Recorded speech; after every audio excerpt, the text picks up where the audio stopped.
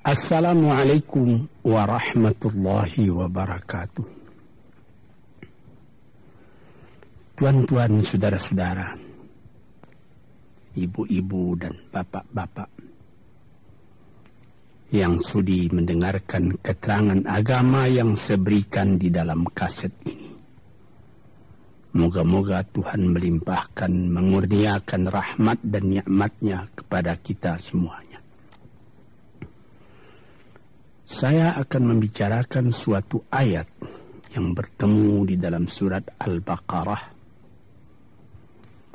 Bunyinya, Allahu waliyul ladzina amanu yukhrijuhum minadh dhulumati ilan nur walladzina kafaru awliya'uhumut taghut yukhrijunahum minan nuri ila dhulumat. Artinya, Allah adalah menjadi pemimpin bagi orang-orang yang beriman, orang yang mempunyai kepercayaan yang teguh. Dan Allah, apabila orang itu telah betul-betul menganggap Allah menjadi pemimpinnya, Allah pun menjamin mengeluarkannya daripada gelap gulita kepada terang benderang. Gelap gulita kebodohan kepada kecerdasan. Gelap gulita kehidupan tak tentu arah kepada tujuan yang sejati. Sebaliknya, orang yang kafir yang tidak percaya kepada Allah, maka sebaliknya yang terjadi, daripada terang benderang dia akan dipimpin oleh taghut, oleh kekuasaan yang bukan bersandar kepada Allah. Dan yang demikianlah yang akan mengeluarkannya daripada terang benderang kembali ke dalam gelap gulita. Oleh sebab itu, rohani manusia itu adalah melalui di antara gelap dan terang kehidupan itu, di antara terang dan gelap kehidupan. Kalau sekiranya jasmani kita, kalau sekiranya badan kita yang lahir ini diberi cahaya oleh matahari yang terbit di waktu pagi, yang terbenam di waktu sore, rohani kita pun diberi juga terang oleh suatu yang lebih terang dari matahari, yaitu petunjuk dan hidayat Tuhan. Di dalam Al-Quran, Tuhan memberikan bujukan, memberikan jiwa besar kepada orang-orang yang beriman itu. Tuhan bersabda, La tahinu wa la tahzanu wa antumul a'launa in kuntum mu'minin. Engkau ini adalah orang yang tinggi kalau engkau tetap memegang kepercayaan kepada Allah Subhanahu wa ta'ala. Di dalam perjuangan hidup di dunia ini, perjuangan antara yang hak dengan yang batil, antara gelap dengan terang, antara keyakinan dan keraguan, manusia berjalan di sekitar itu. Di kiri dan di kanan kita berjumpalah gelap dan terang itu. Maka diberilah pedoman manusia tadi. Apa pedoman? Walaupun bagaimana hebatnya, geloranya, tofannya, halim bubunya, ombaknya dan gelombangnya kehidupan itu, manusia mesti teguh berpegang kepada iman. Sebab kehidupan di dunia itu menurut peraturannya ialah tidak ada yang tetap. Yang tetap itu ialah berubah. Berubah itulah ketetapan yang ada dalam dunia. panas sangat terik, benar, nanti akan hujan. Hujan sangat lebat, benar, nanti akan panas. Di suatu tempat terjadi hujan yang lebat, berhari-hari timbul banjir. Ya, banjir itu tidak tiap hari, nanti dia kering lagi. Di laut pun demikian pula. Ada pasang naik, tergenang ke atas. Besok pagi air itu sudah kering lagi, surut pasang. Begitulah kehidupan di dunia itu. Itu harus kita yakini supaya kita jangan terombang-ambing dalam kehidupan itu. Kalau kita sudah mulai terombang-ambing, tahu-tahu walaupun bagaimana terangnya hari gelap timbul dalam jiwa kita sendiri. Walaupun panas terik, kita berhujan. Hujan oleh keringat kita sendiri. Jadi yang penting di sini menjaga hati itu. Sampai Rasulullah Nabi kita Muhammad sallallahu alaihi wasallam, inna fil jasadi mudghatan, di dalam tubuh manusia itu ada suatu bekuan darah. Idza salahat salahal jasadu kulluhu wa idza fasadat fasadal jasadu kulluhu. Kalau ini segumpal daging baik, seluruh badan jadi baik. Kalau dia rusak, seluruh badan jadi rusak. Apakah itu? Hati. Hati. Kendali terletak dalam hati kita. Hati artinya penuh. Bukan saja berarti pada daging, tapi pada hati dari hati, isi dari hati, atau juga akal kita. Sebab itu, maka kalau satu waktu saya pernah mengajarkan doa yang mengandung 8 sifat-sifat lemah menghilangkan kemerdekaan manusia. Hari ini saya pun akan mengajarkan doa yang diajarkan juga oleh Nabi. Bagaimana menjaga hati tadi. Di situ dalam doa itu ada tersebut 4 perkara. Apa disebut? Allahumma inni a'udzubika min qalbin la yakhsha'u wa min ilmin la yanfa'u wa min nafsin la tashba'u wa min du'a illa yusma'u. Jadi 4 perkara. Yang pertama, Allahumma inni a'udzubika min qalbin la yakhsha. Aku sangat berlindung kepada Engkau ya Allah, janganlah sampai terjadi hati saya itu tidak khusyuk lagi. Ini bahaya ini. Mulai bahaya, mengancam kepada manusia. Kalau hatinya tidak khusyuk lagi, hati khusyuk yaitu hati itu tentu jelas tujuannya kepada Allah. Allah menjadi pegangannya. Allah menjadi bentengnya. Allah menjadi ingatannya. Allah menjadi tujuannya. Dan kepada Allah dia kalau sembahyang menghadapkan diri, menghadapkan hati, maka permohonan kita yang pertama kepada Tuhan, ya Tuhanku, janganlah sampai hati saya ini tidak khusyuk lagi. Sebagai orang Islam, kita sembahyang 5 waktu. Di dalam Al-Quran dikatakan sembahyang itu ialah khusyuk, terpadu ingatan kepada Tuhan. Tapi kalau kita sudah, hati itu sudah mulai ditumbuhi penyakit, walaupun sembahyang, mulai sejak Allahu Akbar, pikiran sudah menjalar kepada yang lain. Piutang belum menerima, utang belum terbayar, makanan belum masak, macam-macam lah yang teringat. Padahal kita dalam sembahyang. Ini apa arti sembahyang tadi lagi? Ini sudah mulai berbahaya ini. Banyak orang yang tidak meninggalkan sembahyang, tapi tidak ada bekas dari sembahyang itu kepada kehidupannya.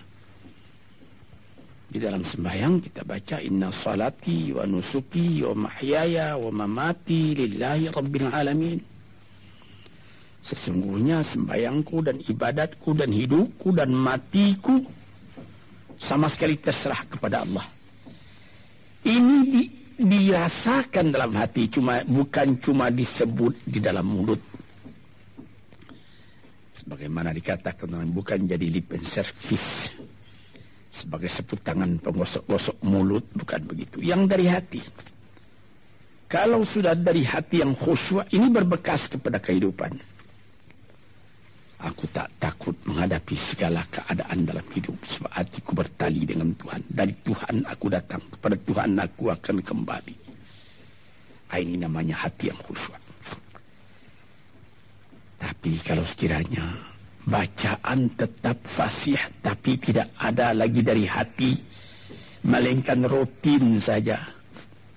Sembahyang 5 waktu sehari semalam, tapi tidak merubah kepada perangai, tandanya sembahyang tadi tidak khusyuk.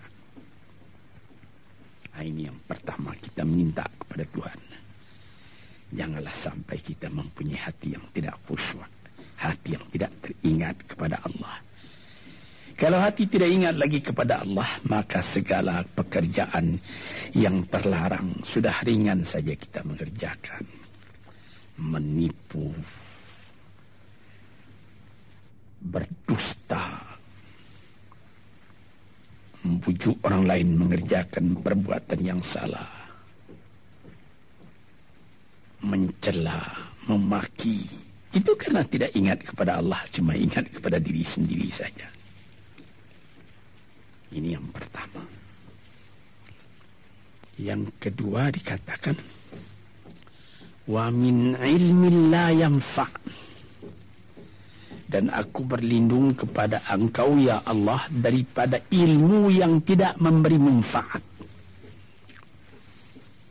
Padahal disebutkan oleh ahli-ahli, ilmu yang memberi manfaat itu membawa manusia kepada iman. Al-ilmu yad'u ilal iman. Ilmu itu membawa manusia kepada iman. Sekarang sudah ilmu banyak, tapi tidak membawa kepada iman, melainkan membawa kepada celaka. Sudah maju kepandaian orang, ilmu, pengetahuan orang, teknologi orang, sains orang, knowledge orang, dan segala macamnya. Tapi tidak ada manfaatnya kepada manusia. Cuma bahaya karena ilmu tadi yang datang kepada manusia. Sebagaimana ilmu manusia di abad ke-20 yang sangat penting, yaitu tentang tenaga atom. Maka timbullah bom atom, bom hidrogen, nuklir. Sehingga manusia diancam sekarang ini oleh bahaya atom itu di mana-mana. Apabila kita lihat di televisi bagaimana mengadakan demonstrasi di Australia, di Jerman Barat, di tempat-tempat yang lain, melihat bagaimana bahaya atom itu kalau terjadi perang dunia yang ketiga. Ya Rabbi ya Karim, bom atom yang jatuh di Hiroshima itu belum ada artinya dibandingkan dengan bom yang sekarang, yang sedang disimpan oleh kerajaan-kerajaan, oleh negara-negara besar untuk menghancurkan. Ini ilmu ini. Tetapi ilmu yang membawa bahaya, bukan saja tidak memberi manfaat, bahkan memberi bahaya. Di sini terasa oleh kita bahwa ilmu yang ada itu pun mesti dikembalikan atau dikendalikan oleh iman. Kalau tidak, maka nyawa manusia ini akan dipandang sebagai sampah saja. Dijatuhkan satu bom hidrogen ke dalam kota Jakarta ini, na'udzubillahi min dzalik. Umpamanya dimasukkan ke kota Jakarta ini, satu bom hidrogen saja itu sudah habis penduduk Jakarta yang lebih dari 5 juta ini. La haula wala quwata illa billah. Ini minta kepada Tuhan, ya Allah, majulah ilmu manusia, majulah teknologi manusia, tetapi jangan hendaknya kemajuan itu membawa kepada bahaya. Jangan ilmu pengetahuan itu membawa kepada yang tidak memberi manfaat. Ini doa yang kedua kepada Allah, Tuhan sarwa sekalian alam. Yang ketiga disebut lagi, wa min nafsin la tashba'u, dan aku berlindung kepada Allah daripada nafsu, daripada diri, daripada ego, daripada tiap-tiap masing-masing diri ini yang tidak merasa kenyang. Ini juga bahaya besar. Inilah yang menimbulkan penjajahan di dunia. Inilah yang menimbulkan, disebut dalam bahasa Arab, al-ghazwul fikri. Penjajahan. Sesudah Perang Dunia Kedua sudah banyak negeri-negeri yang merdeka. Tetapi sekarang timbul lagi penjajahan baru. Apa? Penjajahan fikiran. Sehingga bangsa yang merdeka tadi tidak merdeka lagi fikirannya. Dia merdeka di dalam meniru kepada bangsa yang lebih kuat. Itu namanya terjajah juga.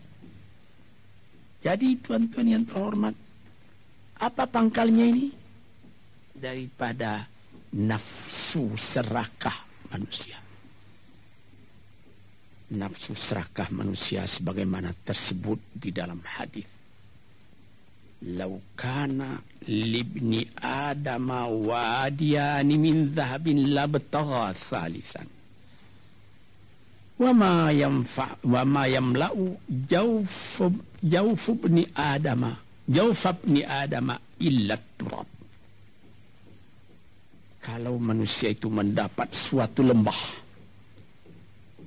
yang penuh dengan kekayaan emas, suatu lembah, dia ingin supaya mendapat satu lembah lagi yang penuh juga dengan emas.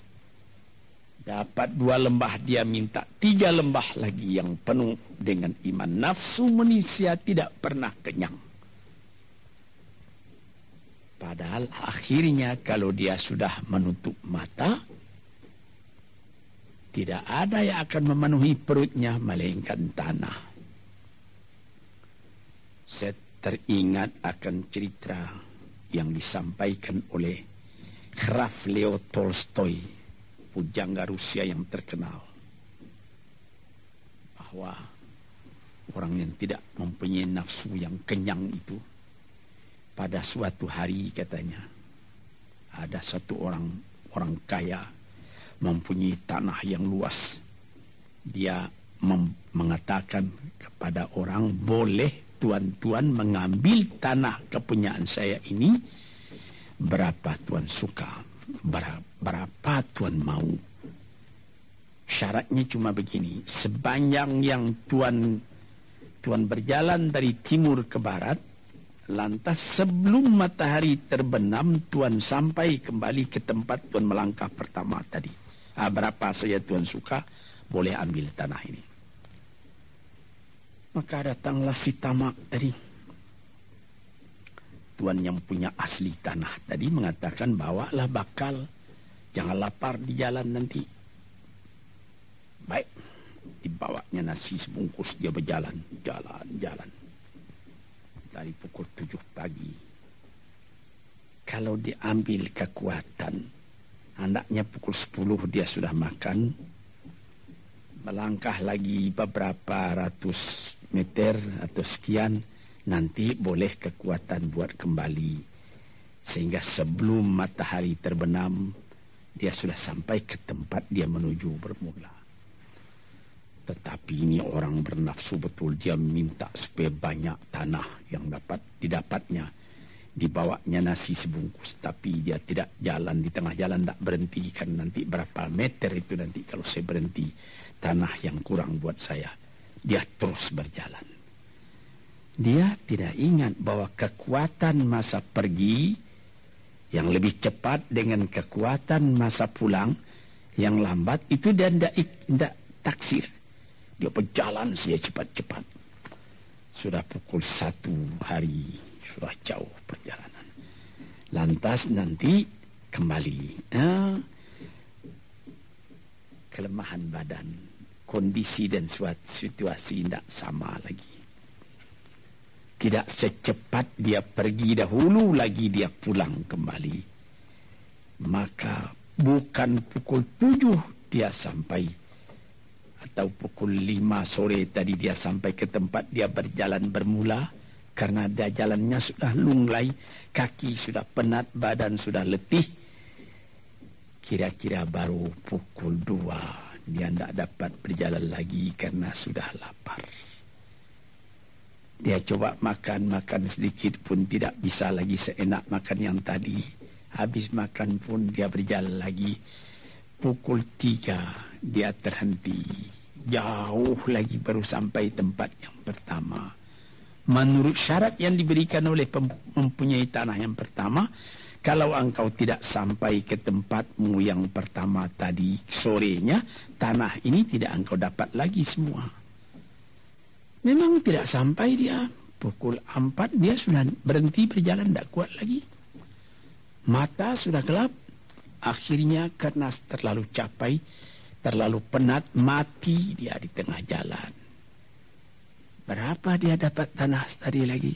Cuma sepanjang badannya untuk kuburannya, yang lain tinggal semua.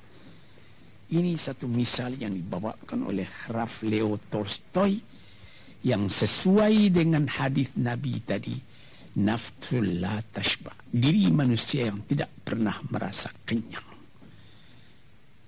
Kita berkehendak tidak berbatas, tapi tenaga kita sendiri berbatas.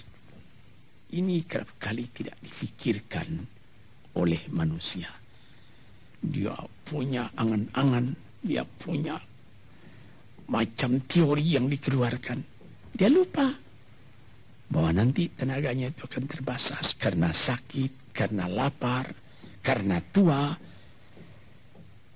Sebagaimana pepatah dari nenek moyang kita, tanda-tanda dikirimkan lebih dulu bahwa kita tidak akan lama lagi di sini.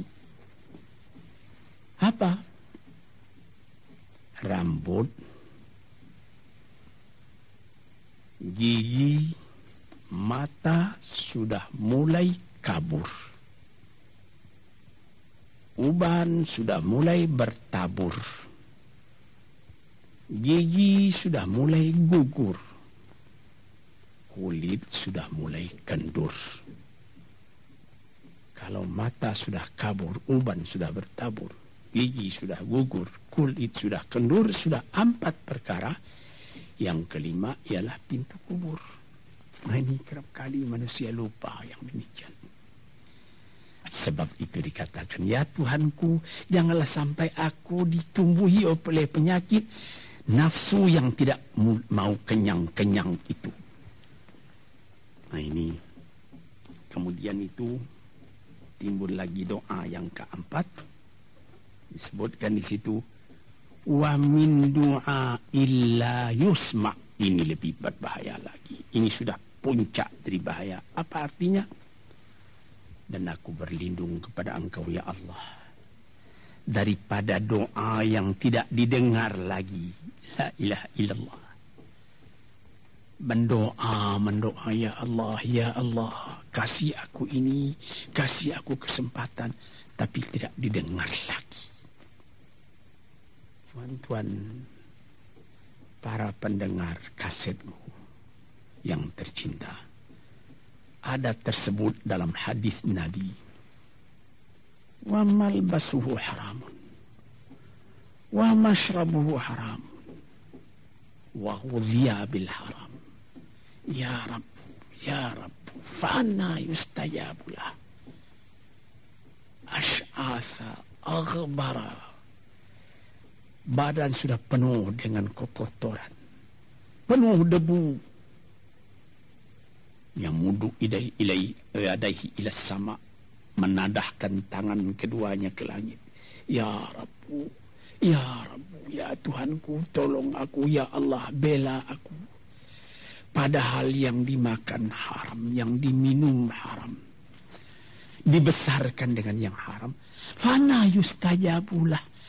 Dengan jalan apa Allah Ta'ala akan mengabulkan doa itu?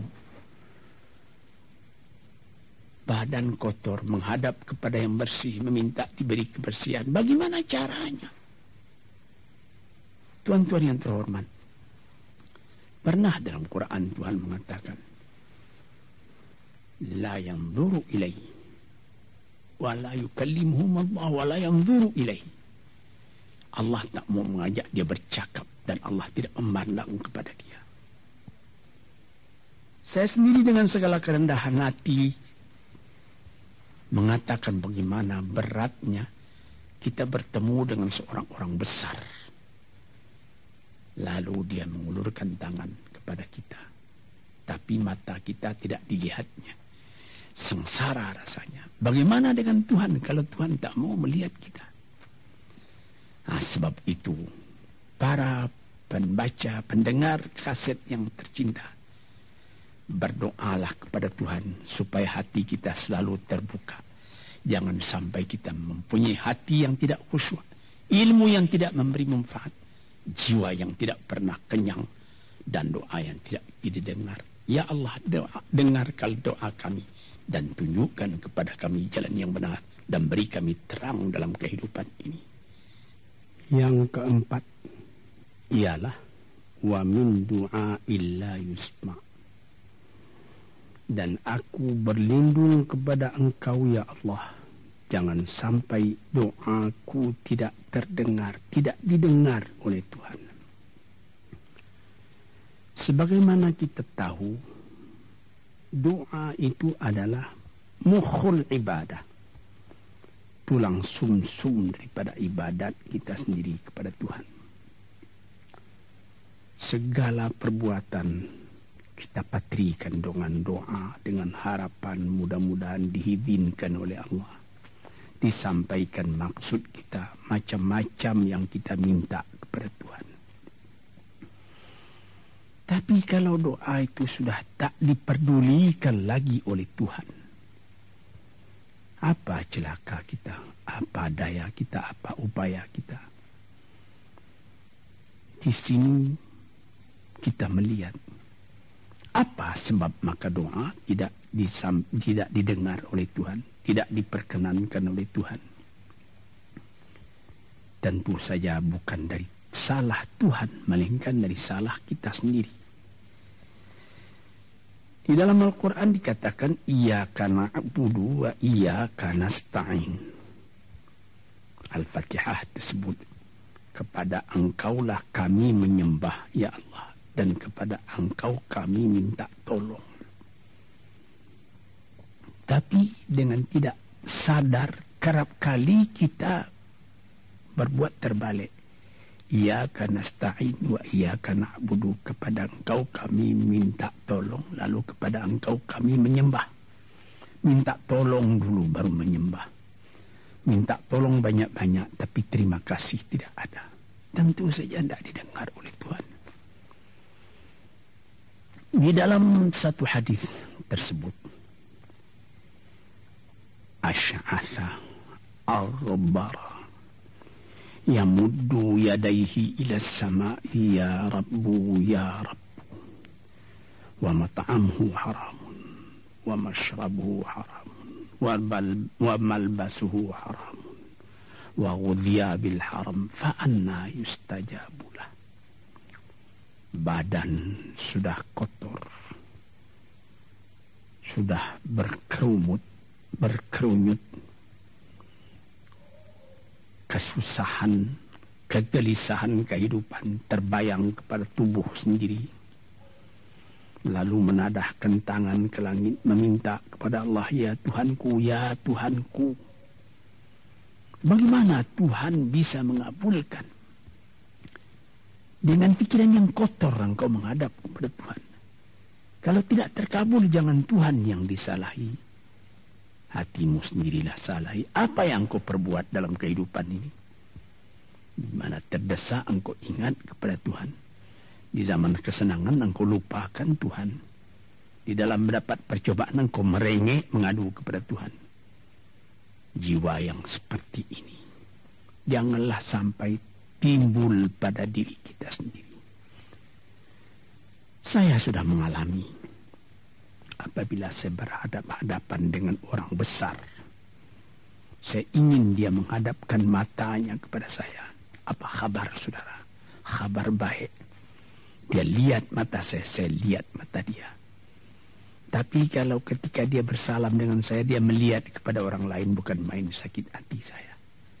Apa salah saya maka dia begitu? Mengapa tidak saya yang dipandang?